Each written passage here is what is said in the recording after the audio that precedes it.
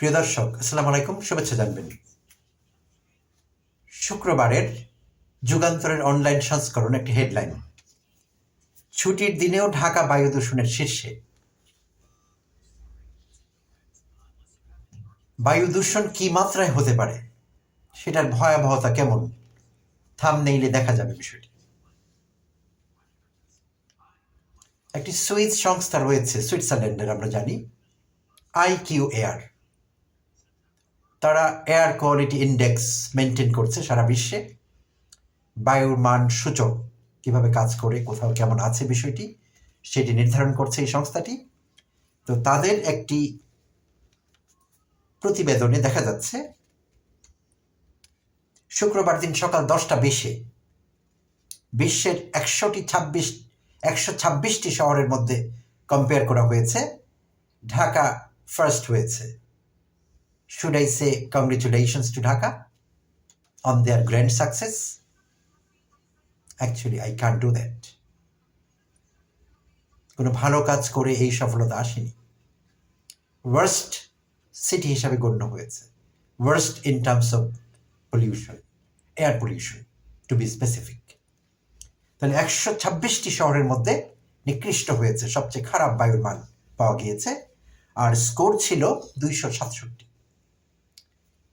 Air quality ইন্ডেক্সের একটি scoring system আছে। তো যেই সিস্টেমে 267 স্কোর হলে খুবই অস্বাস্থ্যকর বলে গণ্য করা হয় এই বায়ুমানকে। তো শুক্রবার দিন ঢাকার বায়ুমান এমনটি ছিল, খুবই অস্বাস্থ্যকর।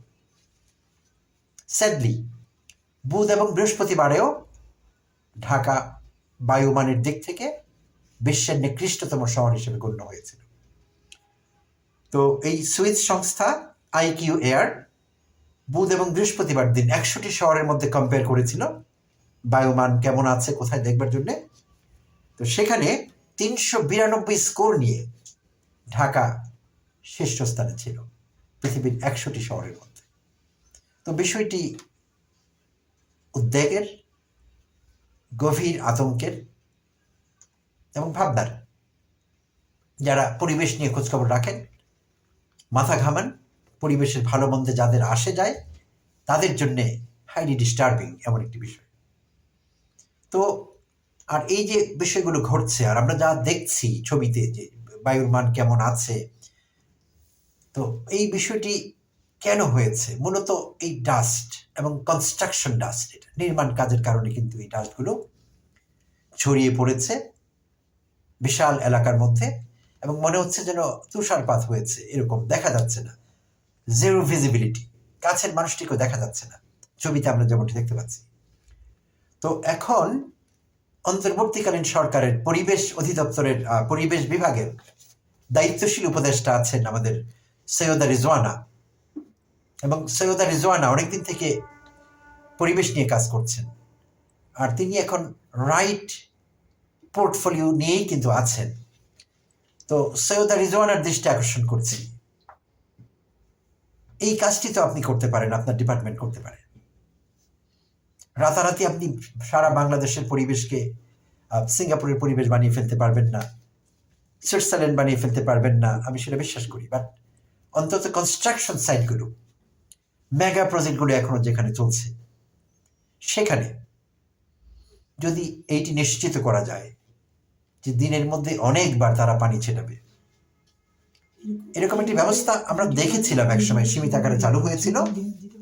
বাট যারা এটি করছে তারা কিন্তু তাদের শ্রম এবং টাকা বাঁচাবার জন্যে তারা এই প্রজেক্টটি মাঝখানে বন্ধ করে দিয়েছে, এবং অনেক জায়গায় আমি দেখছি কাজটি হচ্ছে না ঠিকমতো, পানি ছেটাবার কাজটি হচ্ছে না। একবার যদি কখনো হয় 15 দিন বা 1 মাসে, পরে আর হচ্ছে না।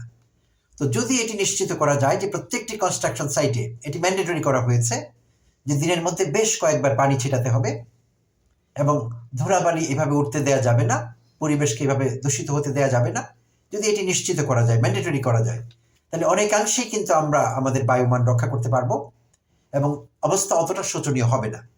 আর এই কাজটি খুব বেশি কঠিন না, এনফোর্সমেন্ট প্রয়োজন হবে। And why not?